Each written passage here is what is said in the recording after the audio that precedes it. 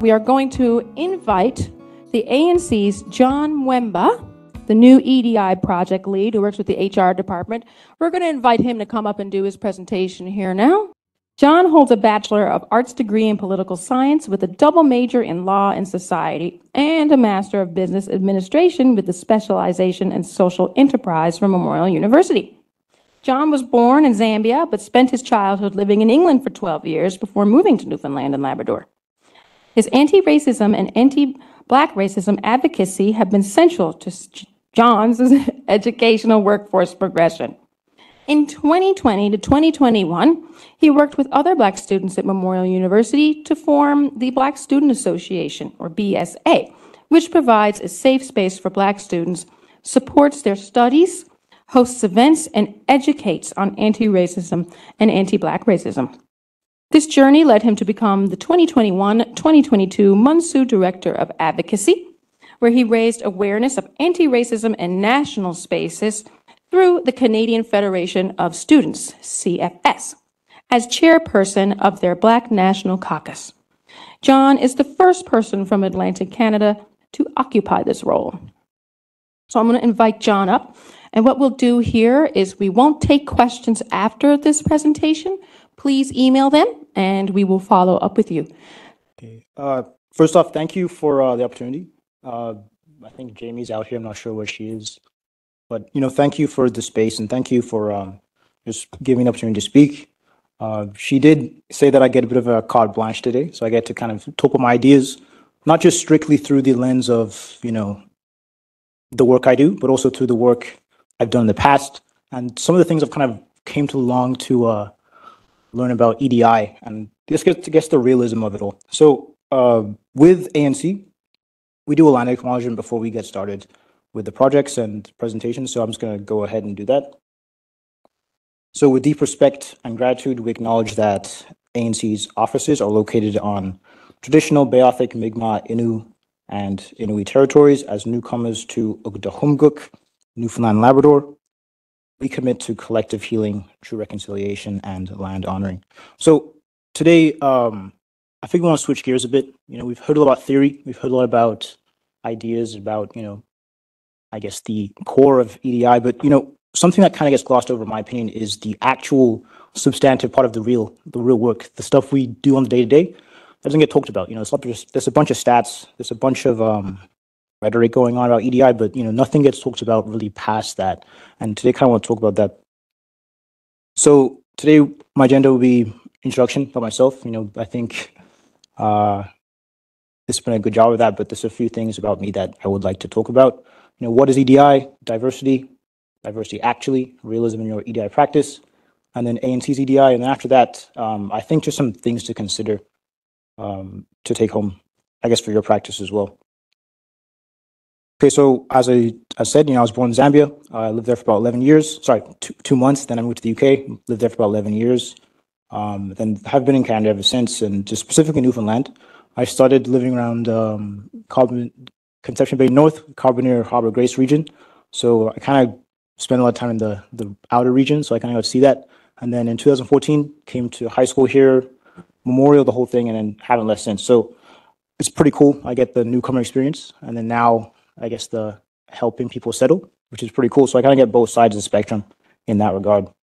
So I'm gonna be honest, for my, I'd say, first 18 years, I would say I was never really involved with activism or any of this kind of stuff. I was just realistically focused on kicking a football on the weekend and just hanging out with friends. So I really didn't really care for this kind of stuff, not because, it wasn't important to me, just because I was never really exposed to it.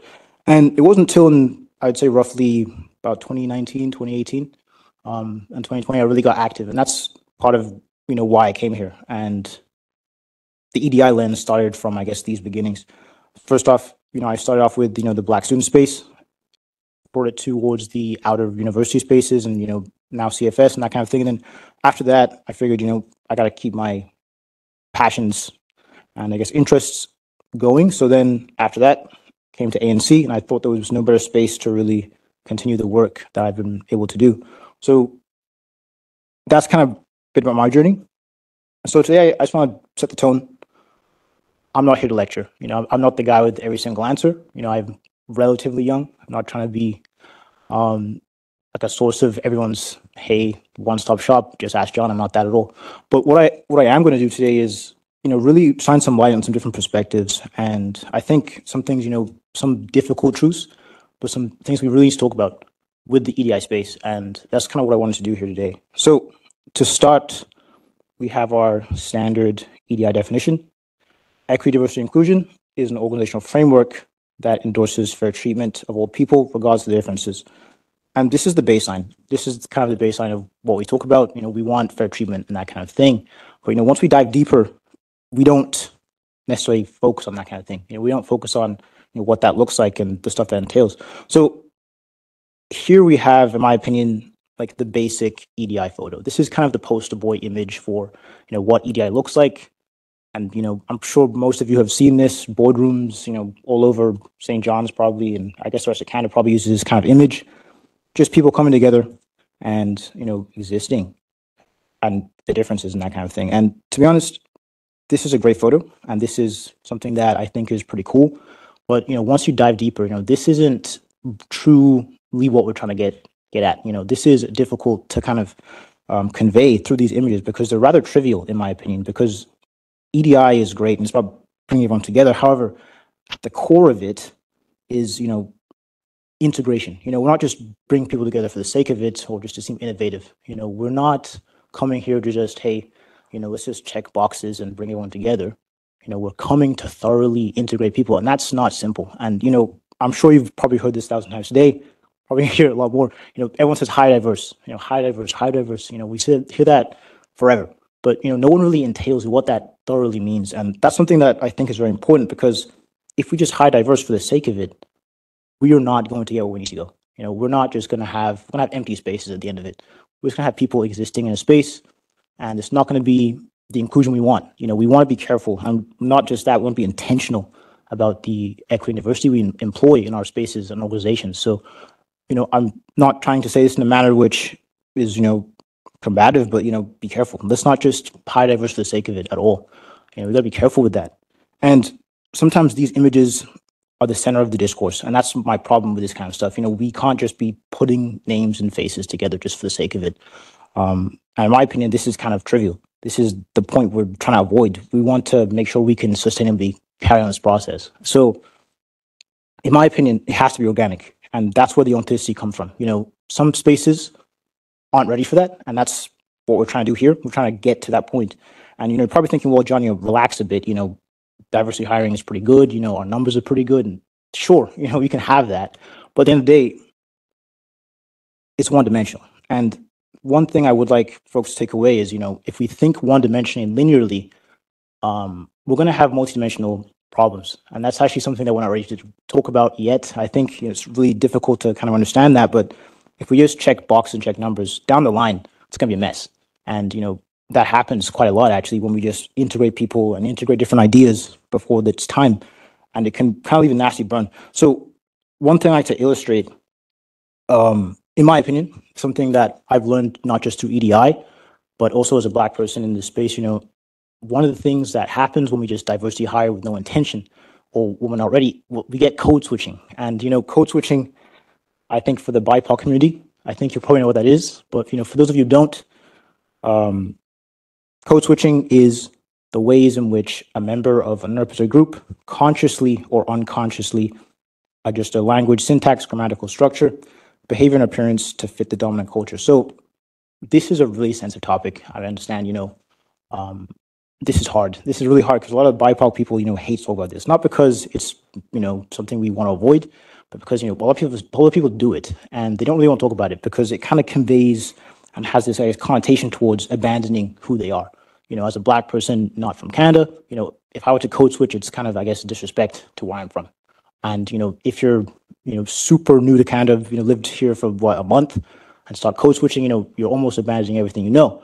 So, and this actually happens a lot, unfortunately, because I will say one thing that we forget is that when we're getting involved with these spaces is that, our concepts of things are actually conceptualized through, I guess, how do I say this, white social norms. when we think about, work fit, ways to dress, ways to talk, ways to act, I think competency sometimes, when we get deeper into it, and this is actually studied by a lot of Harvard sociologists, is that they're conceptualized through white social norms and North American social norms. So we have people from different areas and different spaces that are totally different from North American spaces. They had to code switch, and it's really unfortunate because, like I said, a lot of, especially I would say, Black folk and African folk with very, very different social norms, they kind of have to flip it and copy just to seem competent, just to seem like they can do the job effectively. And once again, we don't like to talk about it because it hurts us and it brings a lot of great shame. And I will say, within the, well, not every single community, but sometimes when we see the people code switching, we have to point the finger. We have to say, hey, no, that guy's, abandoning who he is, and that guy's fake, and that guy's selling out. And I've heard that one a lot, probably, especially in the Black community lately. We hear selling out. We have these words, and they bring great shame. So, we do that not as a result of fear or, I guess, hatred for ourselves, but sometimes this happens because we want to seem competent and we want to seem as if we fit. And unfortunately, the system is a big contributor in that. So the reason this happens is realistically because of our systems. And that's something we need to really engage with at its core. Why is this happening? Why are people code switching? Because our system's not ready for that. We want to take on diversity.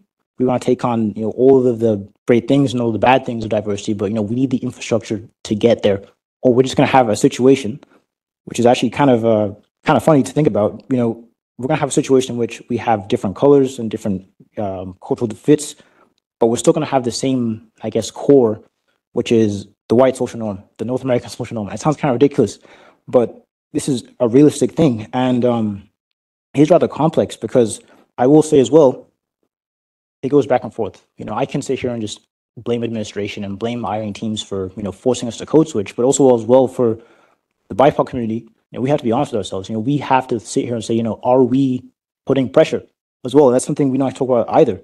Are we going to sit here and just blame people for the lack of opportunity? Because some of us code switch to get here, and some of us code switch to get to that promotion or get to that next job. And then when it's our turn to speak up, we want to be silent. We don't want to talk about it because we're scared of losing our job. We're scared of the accountability of that. So I will say it kind of goes back and forth. And this is why these images of just integrating people and just bringing people of diverse colors and cultures together and just, that's diversity, but that's not true. It's really deeper than that. And we need to really engage with something more than that, in my opinion. And what actually happens is with all this code switching and, in my opinion, diversity hiring without the infrastructure, instead of going from, this color and, this picture, we actually end up with this on the right. And for context, I didn't pick white men because, they're the enemy or whatever. This is actually from The Matrix. This is actually a movie I watched a lot when I was younger. So I kind of like just putting photos in, which I do like. So that is the reason for that. And this can unfortunately happen because of the cultural aspects that we're not ready for. So I will say, we really need to be careful with that. So I guess this brings us back to what I was talking about in the beginning. And this is authenticity in equity, diversity, inclusion. This is authenticity in our practice and that kind of thing. So when I mean authenticity, we gotta be real. We have to look at our spaces and we have to be honest. We may not be ready for what we want, and that's gonna take time. That's gonna really be a slow process. And in the results-based world we're living in, we want tomorrow. And that's not realistic. We really have to build spaces that are authentic and are ready long-term. None of this just putting stuff in and slapping stuff together for the sake of it. And I will say this, it's going to look different for every single organization. That's one thing I will say. ANC is doing a fantastic job so far, and we're building, but it's not going to look like that for the corporate space or the educational space. MUN's EDI will not be the same as ANC's EDI, and we can kind of get to know that as we look at policies and that kind of thing. But we need to really unpack what we want to do, and that's something that every organization needs to kind of go through. Its kind of own evolution and that kind of thing. So stop looking at social media, stop looking at next door's success, and really engage with your EDI practice and kind of build it from the ground up. And one thing I hear a lot about is excellence. I think that's a lot of slogans for many companies. Excellence this, excellence that.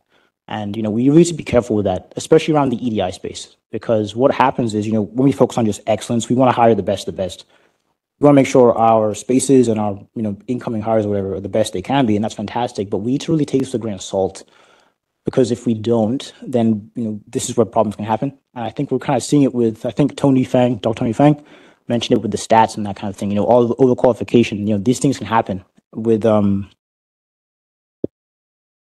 different racialized groups. So we need to really be careful. So I will say this, when talking about excellence, hire the best you can, but, don't get too caught up in it, because what can happen is at the end of it, we're kind of chasing this goal. We're kind of chasing this imaginary, we want the best Black person or, that kind of thing. So what happens is we kind of end up chasing this kind of knight in shining armor for our EDI practice and our next EDI hire. And that's not what we want to do. We want to be authentic. We need to deal with the situation today and our community today. And you may not have the hires you necessarily ideally want, but you need to really look at that and, make sure you're not just being too idealistic in your practice and too strict, in my opinion. We need to really understand that we need to meet the community where they are. And that's something that we really do in our EDI practice. So I will say this, like I said, from a Black person's perspective, excellence is great. And I'm sure you probably heard it all Black History Month, and probably most of, I said, every year we hear the word Black excellence.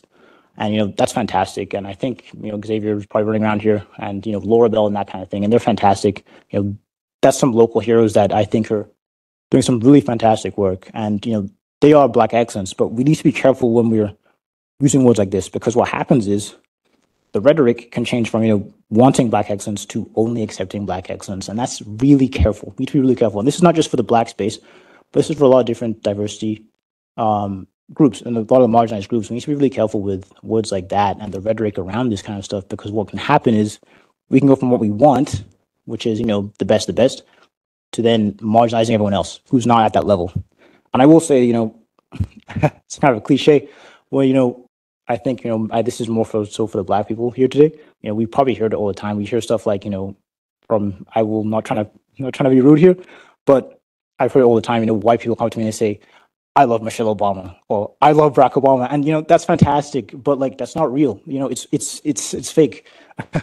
There's two of them in the world. And, when we apply these standards to pretty much everyone, it's ridiculous. It's ridiculous. We're not going to find that kind of thing. And this is the kind of problem. We need to be realistic, not idealistic. And what can happen is, we put these people on a pedestal. We put these people in, our minds a lot. And what can happen is, we forget that that's not real. And then we constantly chase that image and that, I guess, perfection. But it's not realistic. Our community here is building. Our community here are getting to a point where I think they're expanding quite nicely, but they're not ready for that kind of, in my opinion, they're not ready for that kind of image yet. So that's something we need to take into consideration here. And, there are anomalies, but they're not the benchmark. I think that's something that we really need to understand here. And just to clarify, Xavier, Laura Bell, I'm really glad you're getting your flowers. You're doing fantastic stuff. But, we can't just keep looking for home runs. They're not the standard. I think maybe one of Laura Bell similar in that kind of mold. So to really focus on these kind of people and, put them as the benchmark is ridiculous, because, at the end of the day, it took them a long time to get here, but, it really takes time to kind of get to this point. So when we are realistic in our EDI practice, we can have our home runs, but we can also understand that, people are not always going to be in that mold. And, I'm not just yapping in this respect, because there's stats to back this. And I think one stat, which I think is very important to note, is that the overqualification rate in Canada is 11%, and the Black overqualification rate in the job market for jobs that are over a bachelor's degree or more is 16%. So Black people are less than 10% Canada's population, but the most overqualified for their jobs. So, you can probably say, well, John, we're not looking for Michelle Obama, but realistically, the stats say we are. We're looking for home runs. We're looking for these haymakers, and we can't just keep hiring the hyper and super great people that, exist in the smallest percentages. And, I think one thing that kind of comes to mind is during my high school days, I went to high school here, and not to throw any disrepute on the school I went to or anything like that. It was a pretty diverse school, But what I found was, kids would love, Black athletes and Black artists and that kind of thing. And they, have every single Michael Jordan jersey, Michael Jordan shoe. And it was fantastic. They love Michael Jordan. But they can't even talk to the Black person next door. So what's that kind of telling? Are we saying they're racist? No, we're not doing that. But like, when we engage with this through this lens, and this is our only interpretation of diversity and inclusion in the school's concept, this is what happens. It filters into our minds. And one thing I will say is that when looking at these stats and when looking at the situation in Canada, I think there's a lot of work that can be done. I'm not saying hire anyone because that's ridiculous. I understand that we have organizations and we have standards we need to meet, but we really need to understand that home runs aren't realistic. Home runs are not going to be accessible like that, especially for our population, I think. So I'm not saying this to chastise anyone in HR or in the hiring sector, but I am saying this, do you have the space for authentic EDI? And that's something you need to really think about and engage with. Can you take on diversity? Not the one we look like, not like the white social norms we look like and want to find in our diverse applicants, but the real authenticity of EDI. And that's someone that's not like you, someone who thinks different and maybe has different educational goals and different educational experiences. That's really what I'm trying to say. Because I heard a lot about diversity, I heard a lot about inclusion, but we got to be careful because our system naturally isn't ready for that. So when entering into these spaces, I think it's very important to note that. So I've pretty much yapped for the past 15 minutes about the problems. So ANC, this is something I've been doing for the past few months. This is something that I've been very fortunate to be part of, and I'm really glad that they trusted me to guide their project there. But what actually happened with ANC is rather interesting. Is ANC is, I guess, organically built in EDI, and this is rather interesting because most people go from having their goals, implementing EDI, then trying to balance both and like kind of develop a synergy between both. But instead, EDI has actually been at ANC for some time. The only difference is it's not been formal. It's been very informal, and that's, in my opinion, been down to some fantastic leaders, been down to some fantastic staffing and just recruitment and at the general level. But it wasn't a very formal process. So what actually would happen is, we would find EDI's initiatives, but they wouldn't be written down and they wouldn't be in policies, they wouldn't be in the formal space. So we kind of had to work backwards. We went from using organic EDI to then going toward the formal space, which is the HR stuff, the policies, the rhetoric, and that's what we kind of did. So I will say something that is pretty cool was the Welcome Rainbow project. This was a project designed that realistically didn't have to go through a bunch of boardrooms and charts and management kind of thing. This was kind of developed organically. We know subspace, we know a problem, and then we fixed it right there and then, which is really a testament to the organic EDI that exists in ANC. So basically, this program was adapted through sponsorships to help the LGBTQIA plus refugees coming into Canada. They were, I think, disproportionately higher discriminated against when coming into Canada. So we needed to facilitate space for them. And we did, like I said, very organically and very naturally. This wasn't something that, people sat down at a hiring table and pulled together. This was something that we just noticed in the space and then fixed it right there and then. However, there's great limitations to that. And I will say stats are great. Like I said, I didn't want to mention stats, but here are some.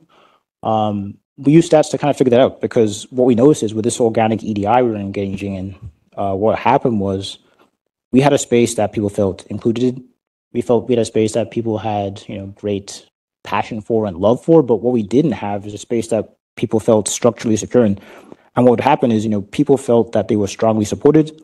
People felt that they weren't going to be discriminated against ANC, and that's fantastic. But what actually happened is a quarter of our organization at 27% disagreed with, such strongly disagreed with the fact that promotions and career advancements were awarded fairly within the organization. And that's kind of interesting to see, a quarter of the staff felt, we're not moving up in the ladder the way we want to be. And they didn't think it was fair, despite feeling that they weren't discriminated against, which is rather interesting. And this stat was rather interesting to see because this actually led to some changes. And this is where the organic EDI became formal. We use stats to kind of make our roadmap, I would say, to implement changes. And if there's one thing I can say is that it's never too late to really engage with EDI again. And, some people want to just tack it on to whatever they're doing. They want to kind of just throw it in at the last second and hopefully it works, but that's not realistic. You can actually start again. And if you haven't, I recommend it. If you really need to dig deep and engage with EDI again, it's going to be a slow process, but like I really think it's going to yield the benefit you want.